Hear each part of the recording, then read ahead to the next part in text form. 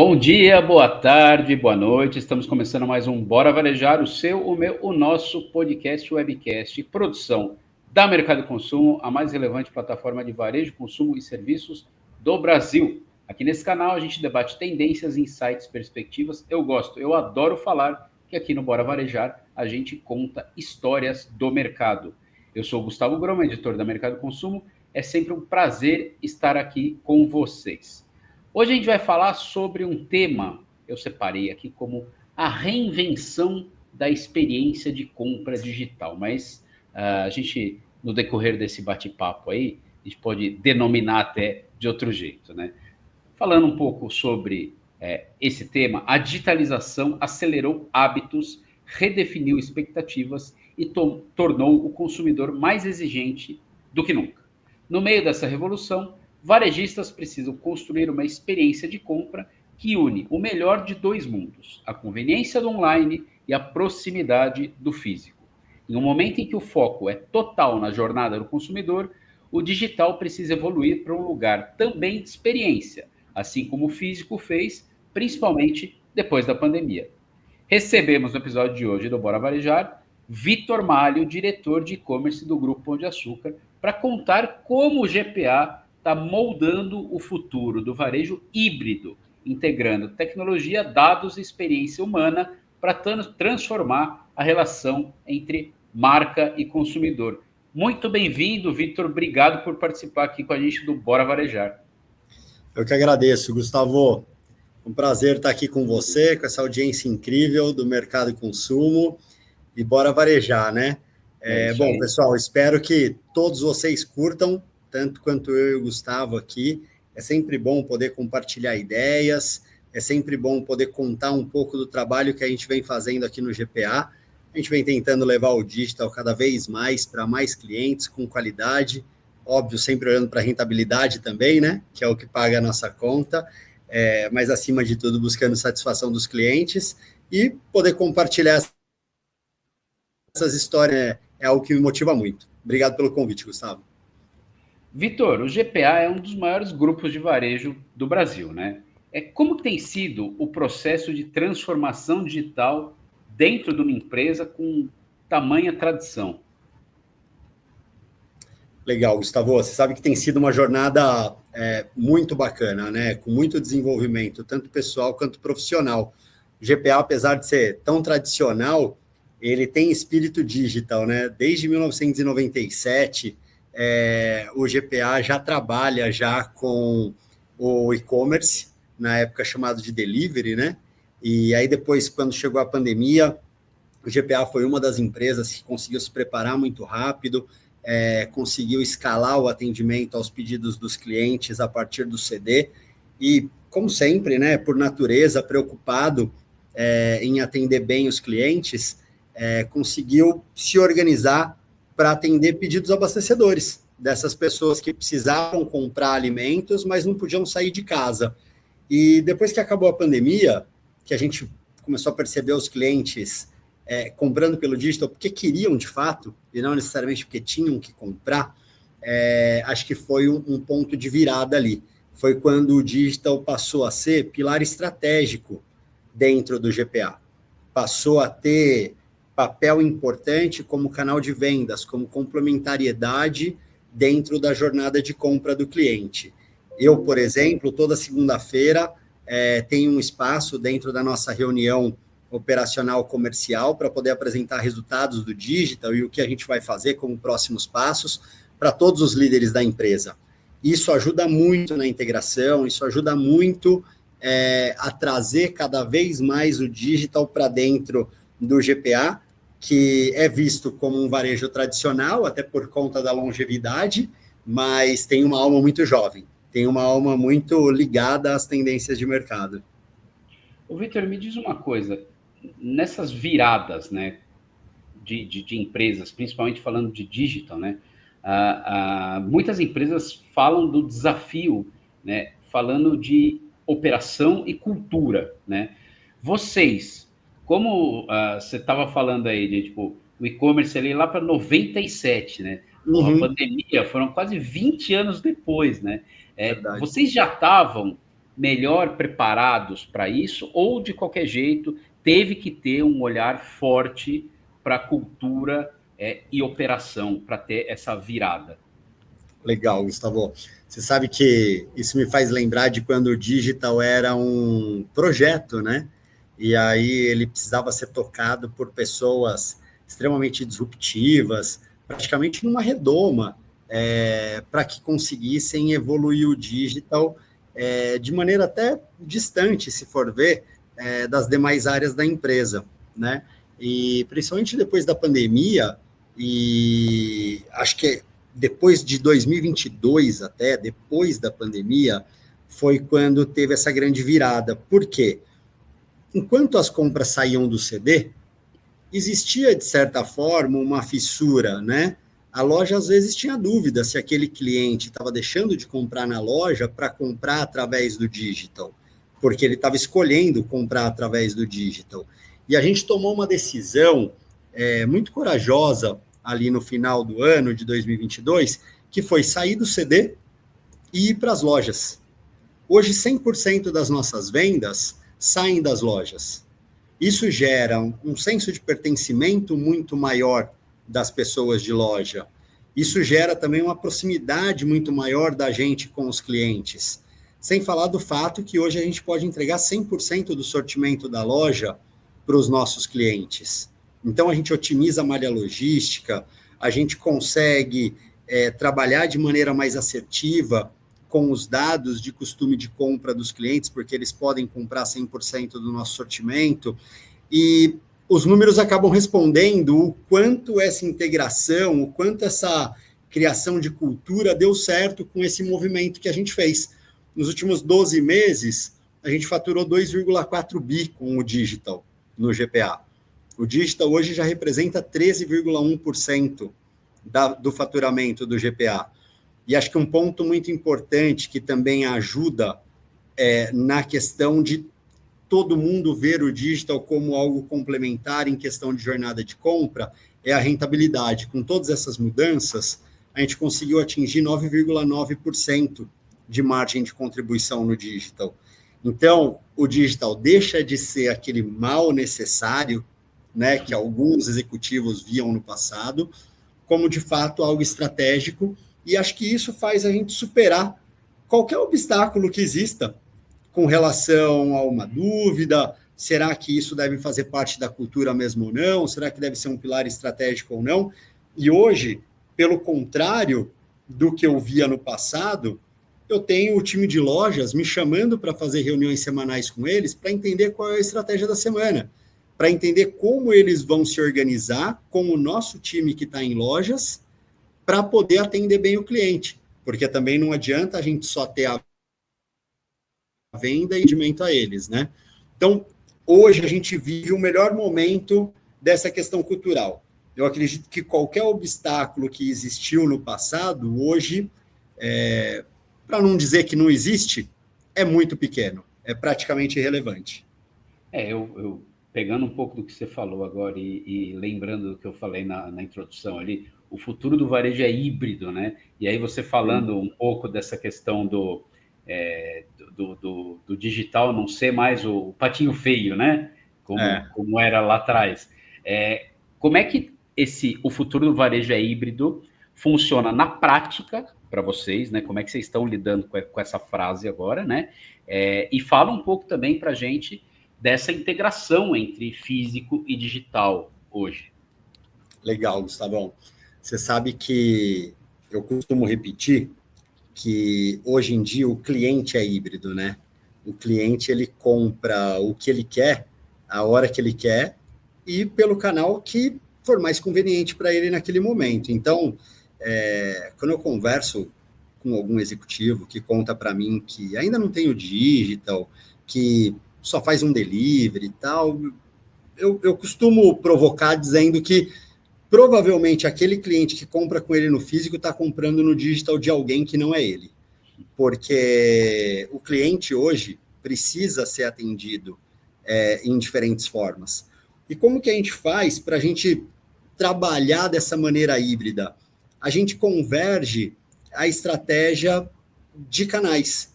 Então, por exemplo, a gente tem a nossa marca, as nossas marcas de proximidade, Minuto Pão de Açúcar e Mini Extra.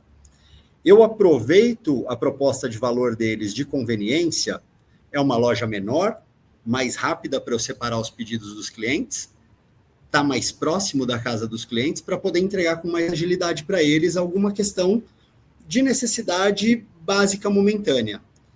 Quando eu vou, por exemplo, para os supermercados, seja o Pão de Açúcar, seja o Extra, que eu já tenho um sortimento mais amplo, eu busco atender o meu cliente numa outra jornada de compra, uma jornada abastecedora, uma jornada de compra mais planejada, com entregas a partir de 3 horas.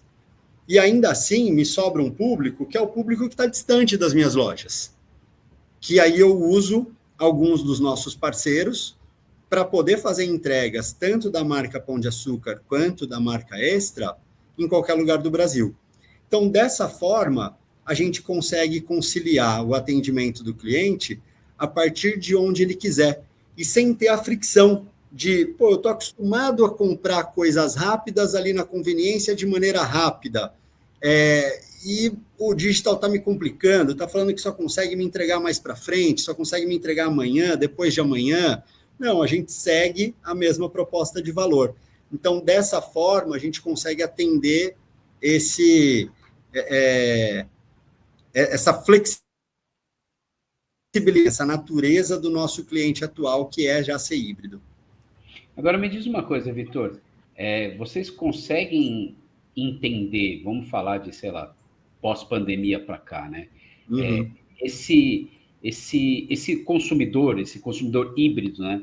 Ele tem momentos diferentes. Então, por exemplo, vocês têm que estar de olho nele para entender se ele está indo mais para cá ou mais para lá. Quer dizer, a gente está falando de vários pontos de contato entre cliente e vocês, né? Então, aplicativo, site, loja, WhatsApp, né? É um desafio constante estar de olho no movimento desse cliente híbrido, ou é uma coisa mais estável? Cara, é muito interessante. Que legal que você trouxe essa pergunta. Eu gosto muito de falar sobre isso, né? Porque tem muita gente que acha que o digital canibaliza o físico, ou o cliente do físico não compra no digital. O que a gente mais enxerga aqui é que o cliente que compra no físico e no digital, ele chega a comprar 3 vezes com mais frequência com a gente e tem um gasto médio até 4 vezes maior do que um cliente que compra num canal só. Então, as jornadas, de fato, são complementares, né? Vou pegar um exemplo aqui por mim mesmo. De dia de semana, eu estou aqui no escritório e eu preciso levar as compras para minha casa. Então, muitas vezes, eu faço a compra aqui, eu tenho um picker, uma pessoa de digital dentro da loja, treinada, capacitada, para separar os produtos tão bem quanto eu, ou talvez até melhor, porque ele está todo dia lá na loja, e depois eu só passo na loja, pego as minhas compras e vou para casa. Eu tenho também cenários de precisar comprar alguns produtos para serem entregues em casa, porque vai ter um jantar à noite em casa. Então, eu compro e peço para entregar na minha casa. E eu também tenho o meu momento de lazer. Eu também tenho o momento de pegar as crianças no final de semana e levar para passear na loja, para poder ver as novidades, para poder experimentar alguma coisa nova, para poder aproveitar o showroom que a gente tem armado dentro das lojas, que beneficia essa experiência também. Então, a partir do momento que a gente tem os dados do cliente e, óbvio, respeitando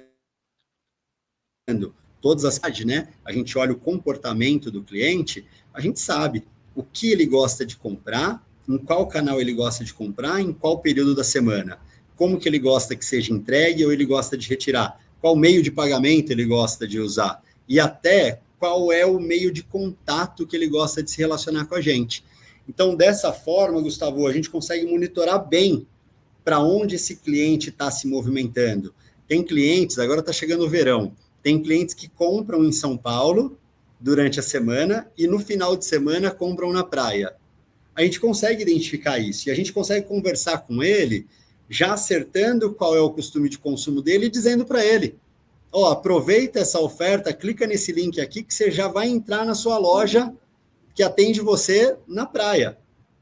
Então, esse tipo de situação é muito interessante. Agregar valor, agregar melhorias situacionais de vida, de conveniência, de redução de tempo gasto para os clientes, é o que a gente mais busca.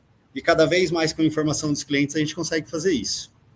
Eu ia falar exatamente sobre isso. Quer dizer, aí o recolhimento dos dados e a boa utilização desses dados vira um canhão para vocês, né?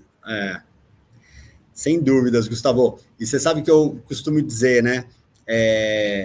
Hoje a gente vive debaixo de uma chuva de dados, né? Tem dado para tudo. Tem anúncio de inteligência artificial para tudo.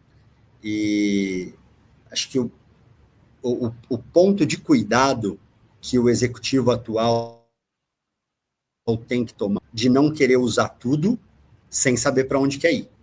Então, eu sempre aconselho as pessoas a primeiro ter um diagnóstico claro. Qual dor que você quer curar? E como você vai satisfazer o seu cliente? Que tem que ser o seu foco sempre, você tem que se colocar no lugar dele sempre. A partir daí, você vai atrás dos dados necessários e você começa a encontrar os ouros, né? Como esse, por exemplo, da praia que eu comentei com você. A gente começa a descobrir que tem clientes que compram de começo de semana para uma casa, e a gente percebe que é uma cesta que parece ser para pessoas de uma maioridade, que não tem crianças em casa, e mais para o final de semana compram para a sua casa, onde tem crianças, onde é uma família completa, você vê algumas guloseimas e etc. Você precisa ter essa percepção que de começo de semana ele está procurando coisas mais abastecedoras, necessidade básica. No final de semana, ele está procurando algo mais relacionado a um momento de diversão, um momento de descontração. Então, a gente trabalha dessa forma, a gente trabalha em prol do cliente, porque muitas vezes você ter o dado, mas não saber o que você quer, você acaba se perdendo, acaba patinando e acaba não indo para o caminho correto. Aí você perde a motivação da equipe, você perde o direcionamento do seu time de tecnologia para os desenvolvimentos corretos a serem feitos e acaba não sendo o preferido pelo seu cliente. E você acha, Vitor, quer dizer, pelo que você está falando, para mim já está bem claro que GPA, pelo menos, está fazendo a lição de casa e um bom uso disso tudo. Mas você acha que o mercado já conseguiu amadurecer para isso? Porque o que a gente viu nos últimos anos, principalmente ali logo na pandemia, foi muito essa coisa de se falar em dados, mas não saber direito o que fazer com eles. Você acha que de lá para cá já teve no mercado em geral um amadurecimento nesse aspecto? Gustavo, eu vejo cada vez mais essa sede pela organização com relação aos dados no mercado, tá? Trazendo aqui para a nossa realidade de GPA, a gente tem trabalhado muito forte nessa questão de personalização. E a gente percebe que já não é mais algo que o mercado pode falar, que os executivos podem falar que estão fazendo, se de fato não estiverem gerando valor para os clientes. Por quê? Já passou da fase de ser algo desejável, agora já é algo necessário. Os nossos clientes já não têm mais tempo para conseguir navegar tanto, para conseguir procurar tanto. A gente precisa ajudar ele a comprar cada vez mais. Então, falando aqui pelo GPA, e vou pegar através do meu prisma o mercado todo, eu acredito que sim, cada vez mais o mercado tem educado as novas pessoas que estão surgindo no mercado, né? Hoje analistas, coordenadores, gerentes, para se formarem executivos que sabem tomar decisões com esse monte de dados que existe no mercado. Porque quem não está fazendo esse caminho não está conseguindo otimizar recurso. Então, respondendo de maneira prática, sim. Sim, porque não é mais algo desejável, é algo necessário para atender bem o cliente. Então, eu acredito que o mercado está cada vez mais apto a trabalhar com dados, tá? Legal, você falou uma palavra, personalização. Eu vou enganchar ela aqui, e a gente vai falar sobre isso, só que vai ser, daqui a pouquinho a gente vai fazer um rápido intervalo e a gente já volta. Legal.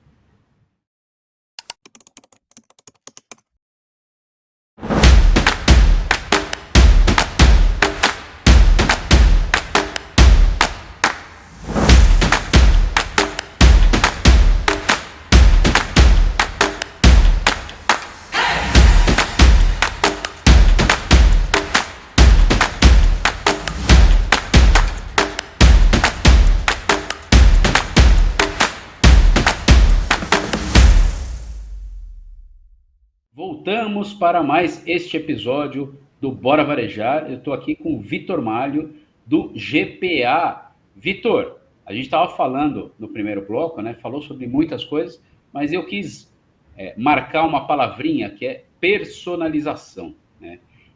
E a gente vai falar disso, mas eu quero puxar um outro tema primeiro que vai ter a ver com personalização. Aplicativo, né? Muitos varejistas têm usado aplicativo, né, como uma maneira de gerar engajamento, enfim, incrementar a venda e tal. Isso tem sido feito recentemente por muita gente. O GPA já faz isso há algum tempo, né? Eu Sim. mesmo lembro, hoje eu moro em São Paulo aqui, eu não moro perto de um Pão de Açúcar, mas lembro que logo que meus filhos nasceram, então já tem aí quase 10 anos, eu morava do lado e praticamente todas as compras que eu fazia eram no Pão de Açúcar, né? E ali já tinha o aplicativo, eu esqueci o nome do programa, você me lembra agora? Cliente Mais. O Cliente Mais, exatamente. Os selinhos, então eu tenho panelas e travessas, juntando selinhos, e eu me lembro, já naquela época, de ofertas específicas para o meu CPF, né? Perfeito. Então, tinha uma leitura ali do que eu usava e tal. Eu queria que você falasse um pouco sobre a utilização hoje por todos de aplicativo, mas algo que o GPA já fazia lá atrás, né? A importância disso, e aí dessa personalização, seja pelo aplicativo ou por outros meios.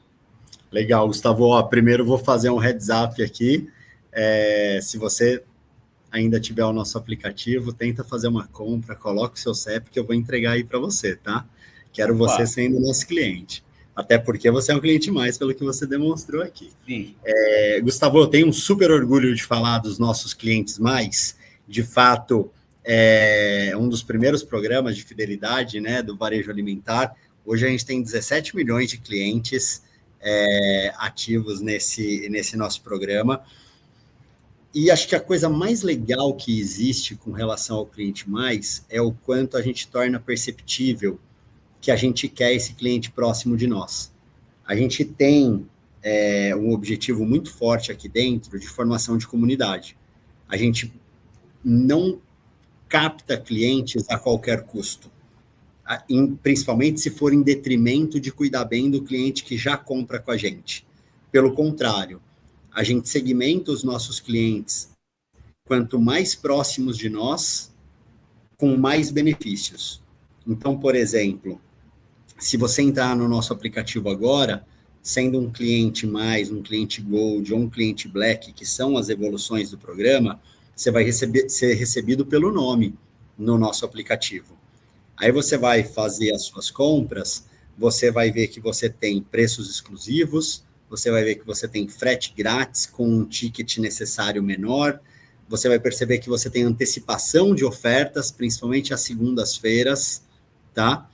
Você vai perceber que quando você finalizar a sua compra e a sua compra for para uma dessas mais de 2.000 pessoas que trabalham nas nossas lojas, eles vão fazer a separação desse pedido sabendo que você é um cliente Black, um cliente Gold, um cliente mais. Vão trabalhar com ainda mais carinho. Por quê? Hoje, 36%, Gustavo, das nossas compras, das nossas vendas no digital, são de produtos perecíveis. A gente acredita que essa era a última barreira a ser transposta com relação à confiança que os clientes têm com relação a comprar no digital. Porque imagina, você quer comprar uma maçã, você tem filhos, você quer comprar uma fruta para eles, quer comprar uma folhagem para poder comer no almoço, no jantar. Imagina você confiar que uma pessoa vai saber escolher tão bem ou melhor do que você, uma carne para o seu filho. Você vai falar, ou melhor, né? Ou melhor, porque são pessoas especialistas, estão lá na loja. Então, essa pessoa, sabendo que você é um cliente Black, um cliente Gold, um cliente mais, ela sabe da responsabilidade de cuidar com ainda mais carinho. E a hora que esse pedido é expedido para o nosso entregador, o entregador também recebe a identificação do cliente na conferência de volumes, para poder chegar na sua casa e tratar você com a cortesia que você merece. Então, acho que o mais bacana do nosso programa é o que a gente faz com ele. É como a gente deixa o cliente perceber que a gente quer ele bem. Então, a gente tenta traduzir isso nos benefícios que eu comentei agora. Agora, me diz uma coisa, Victor. A gente falou de dados, né? A gente está falando de personalização, né? Uhum. E eu não poderia deixar de perguntar sobre inteligência artificial, né? Legal. Como é que vocês estão nesse tema, nesse ponto? E aí, perguntando sobre um pouco sobre o que a gente falou aqui. A inteligência artificial hoje, ela é uma ajuda grande nesse quesito de personalização e que aí vai acarretar uma melhora da experiência desse cliente, que é cada vez mais exigente, enfim. Sem dúvidas, Gustavo. Você sabe que sobre inteligência artificial eu tenho uma opinião formada em construção, vamos dizer assim, né? Porque com o nível de velocidade de inovação que a gente vive hoje, a opinião ela já não é mais uma verdade absoluta, né? A gente vai construindo de que não adianta você ter a melhor ferramenta, não adianta você ter o maior investimento disponível para inteligência artificial se você não tiver um time preparado para lidar com ele. E eu não digo preparado tecnicamente, tá? Eu digo preparado culturalmente. Por quê? Você tem o seu investimento do ano para definir onde que você vai colocar. Você tem toda a inteligência artificial disponível para você trabalhar em qual frente você entender que é a prioritária. Se você escolher errado a prioridade, você vai estar usando a inteligência artificial para algo não frutífero, vamos dizer assim. Então, aqui dentro, o primeiro ponto que a gente se preocupou em definir é quais as nossas prioridades. E a nossa prioridade, como eu já comentei aqui, e acho que é perceptível, todo mundo que é cliente de GPA, né, seja Pão de Açúcar Extra, sabe disso, a nossa prioridade é satisfazer o cliente. Então, a gente tem usado muita inteligência artificial para melhorar cada vez mais abastecimento em loja, tá? Para garantir que o cliente encontre o que ele quer e para garantir que a gente possa entregar o que o cliente compra através do nosso aplicativo, do nosso site, seja do Pão de Açúcar, seja do Extra. Depois disso, um outro ponto que a gente considera muito importante é, por mais que a gente treine, por mais que a gente capacite, a gente desafie, a gente tenha pessoas disponíveis em loja para fazer a separação, como eu comentei para você, um pedido ou outro pode dar errado. Pode chegar um produto errado na casa do cliente, pode ficar um produto na geladeira que não foi expedido para o entregador. Muitas vezes o cliente não quer ter que conversar com uma pessoa, ligar para algum número para poder resolver isso. Então, a gente embarcou a inteligência artificial no atendimento ao cliente também dentro do nosso aplicativo. Hoje, os nossos clientes podem resolver situações como essas que eu comentei através dele mesmo, só com um aplicativo, com uma inteligência embarcada que dá condições, inclusive, dele já agendar em qual momento ele quer que seja feita a entrega, em qual endereço daquele produto que foi enviado errado ou que foi não entregue pelo nosso time. E aí, por fim, um ponto que a gente também considera muito importante aqui dentro da nossa cultura é que, para o cliente ser bem cuidado, a gente tem que cuidar bem do colaborador. O colaborador bem cuidado cuida bem do cliente, tá? Então, a gente se preocupou, foi uma das nossas prioridades, também embarcar a inteligência artificial no atendimento aos nossos colaboradores. Muitas perguntas que eram feitas pelos nossos colaboradores, e a gente levava 48, 72 horas para poder responder para eles, agora as respostas são obtidas em segundos, porque já está tudo embarcado e a inteligência vai aprendendo com a complexidade das perguntas e buscando cada vez mais respostas para os nossos colaboradores estarem sempre prontos para atender o cliente e não preocupados com questões burocráticas, preocupadas com questões que não sejam vinculadas à nossa atividade do varejo, que é atender quem quer comprar com a gente.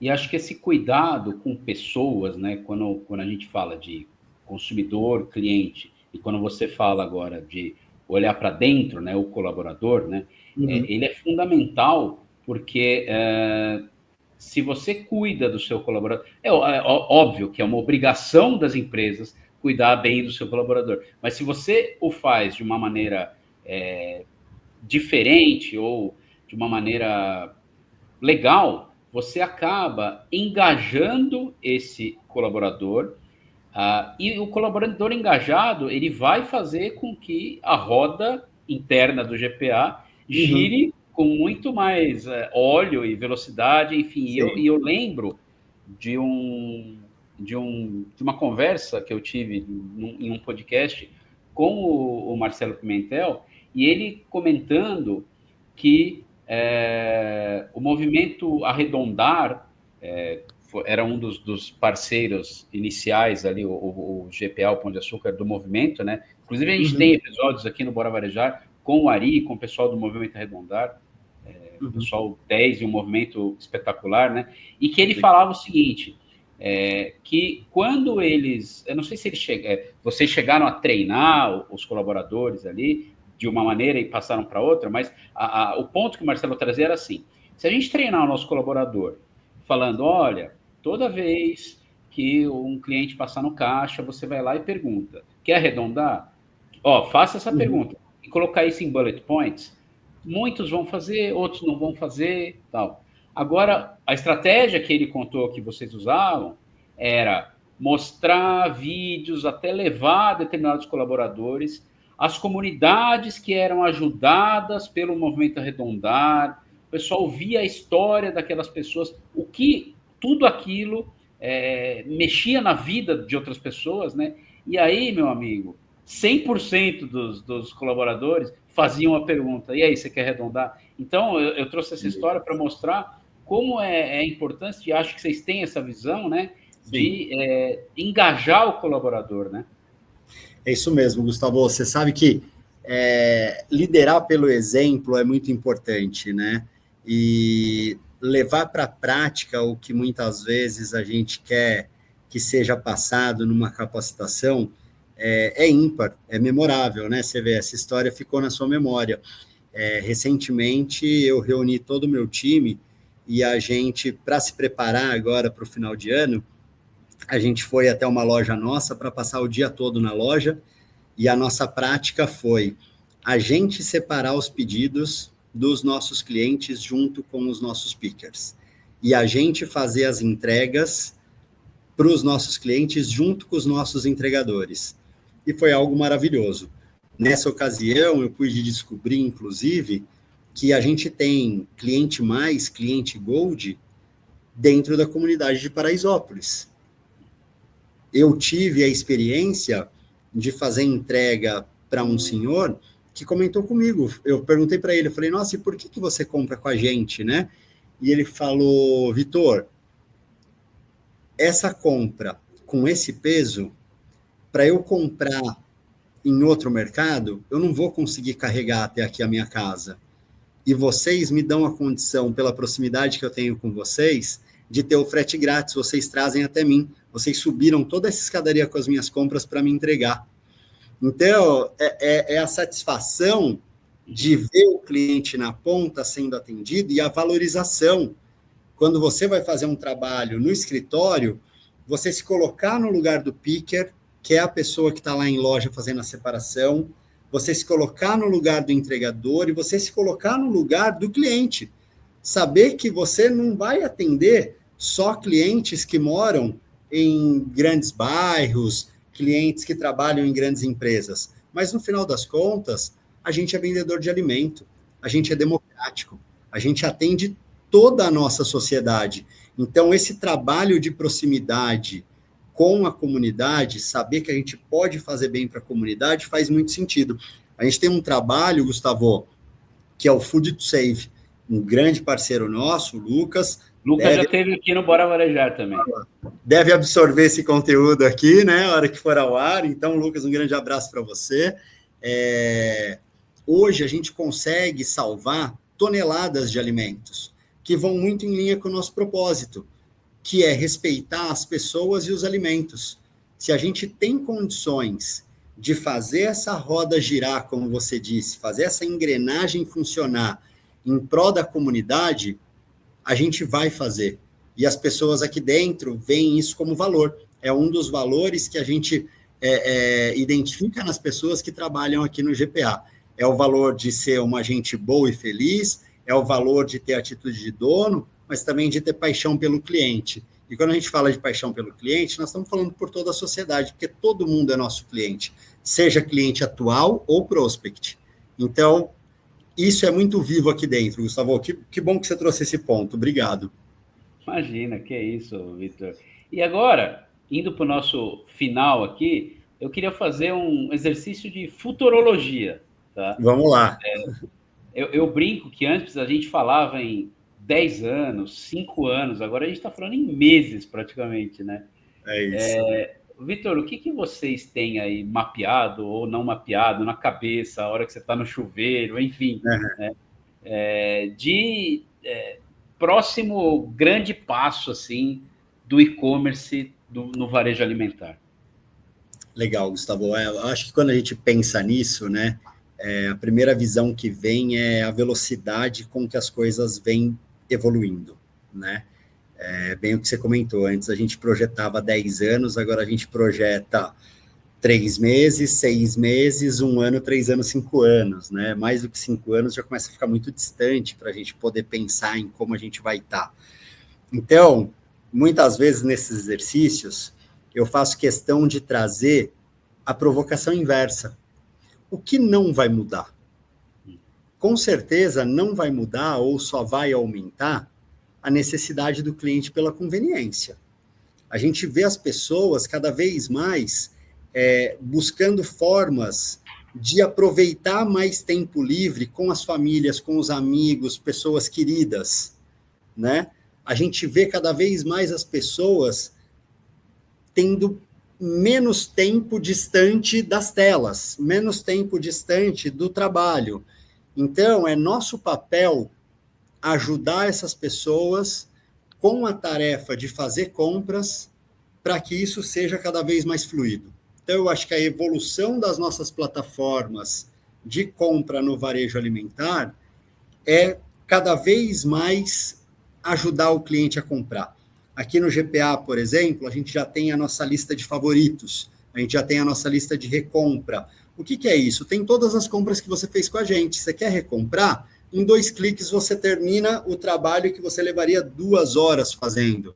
Se você quer já deixar registrado alguns produtos que são os seus favoritos, que são os que você sempre compra no final de semana, você já deixa na lista. Entra lá, clica no coraçãozinho, vão abrir os favoritos, você só dá um quero comprar todos e já vai para o cartão para poder pagar e poder agendar a sua entrega ou retirada.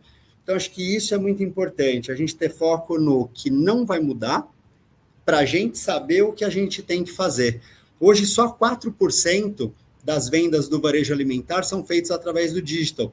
Com certeza, isso vai aumentar muito, cada vez mais. Cada vez mais vão ter mais empresas, mais varejistas trabalhando de maneira digital, né? Até porque vejo eu aqui, de maneira particular, que quem ainda não está fazendo está deixando o cliente comprar com outra pessoa na jornada digital, porque muito difícil o cliente que ainda não faz jornada digital. Agora, qual que é nosso papel nesse sentido? Se manter focado em satisfazer o cliente, se manter focado em trazer uma jornada cada vez mais fluida para ele e garantir a confiança, garantir a qualidade. Mesmo com toda a velocidade necessária, a gente precisa se adequar em questões operacionais, otimizar cada vez mais a malha logística, trazer cada vez mais os artefatos tecnológicos para atender o cliente na velocidade que ele precisa, mas com a qualidade que ele merece. Então, é dessa forma que eu vejo o futuro, Gustavo. Acho que o que fugir daqui vai fugir no periférico, que vai influenciar como a gente trabalhar o core. O core não muda. É o cliente precisando de mais conveniência, é o cliente cada vez desejando mais qualidade. Muito bom, muito bom. E agora, para finalizar mesmo o nosso episódio do Bora Varejar, a gente vai para o nosso momento checkout, né? Que é a hora do convidado dar o seu recado final, Vitor, que vai ser sobre algo que a gente falou nesse papo, sobre algo que a gente não falou, ou sobre qualquer outra coisa que estiver passando na sua cabeça, Vitor. Vai lá. Legal, Gustavo. Bom, pessoal, acho que a primeira mensagem super importante é o quanto nós brasileiros temos condições de fazer um digital tão pujante quanto dos principais países que a gente vê no cenário digital pelo mundo. Nós somos muito criativos, nós somos muito focados em resultado e nós temos algo que poucas culturas têm, que é a preocupação com o próximo. É, de fato, conseguir se colocar no lugar do cliente. Então, usando a nossa natureza e sem procrastinar, com certeza a gente pode evoluir muito o nosso digital dentro do Brasil, para a gente, da nossa geração, e para as próximas gerações que estão por vir. E estudar, gente, estudar, se capacitar, se desafiar.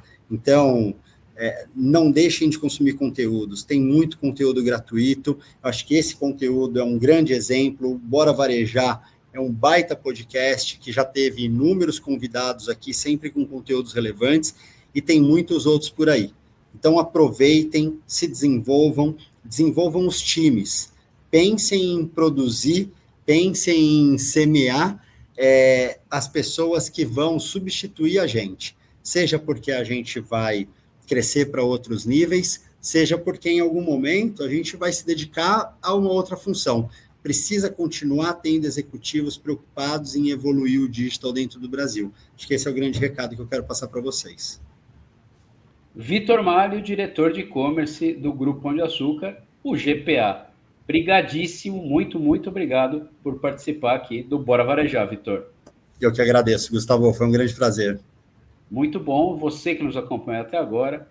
Espero que tenha gostado tanto quanto eu gostei. E não se esqueça, né? Se inscreva no nosso canal, ative o sininho, curta esse vídeo, compartilhe esse vídeo, faça o que você sabe que tem que fazer.